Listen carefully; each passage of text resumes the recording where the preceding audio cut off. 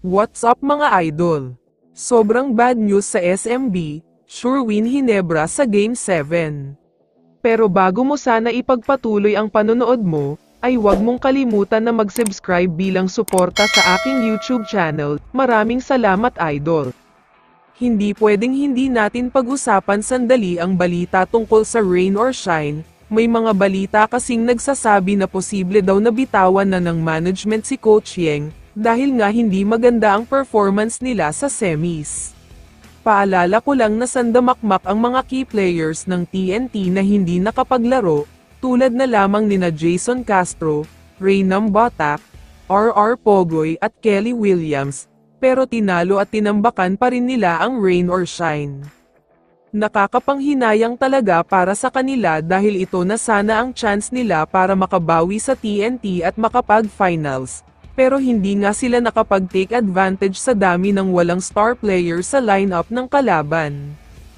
Dumako naman tayo sa balita na hinihintay ng lahat, excited na ang lahat ng mga fans na matunghayan ang much-awaited at much-anticipated Game 7, kung hindi ako nagkakamali ay first time sila magharap sa Game 7. Pero may mga bad news sa SMB at Hinebra na siguradong malaki ang magiging epekto sa Game 7.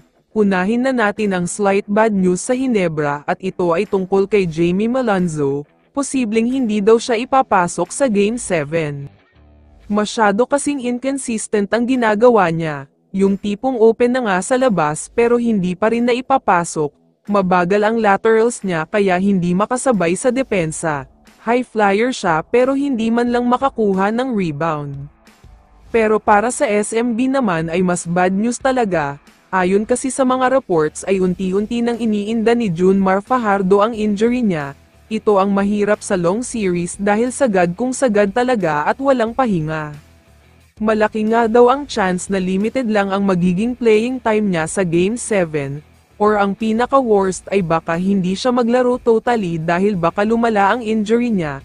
Kailangan din siya sa Gilas Pilipinas kaya dapat mag-ingat.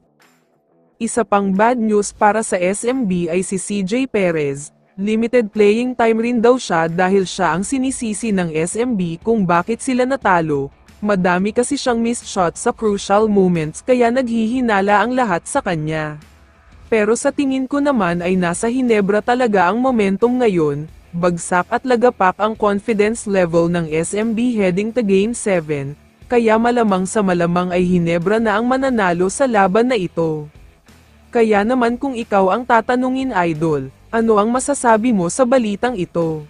I-comment mo naman ang sagot mo sa tanong na ito. So dito na nagtatapos ang video na ito. Maraming salamat sa pagsuporta at panonood mga idol. Ingat at bye-bye.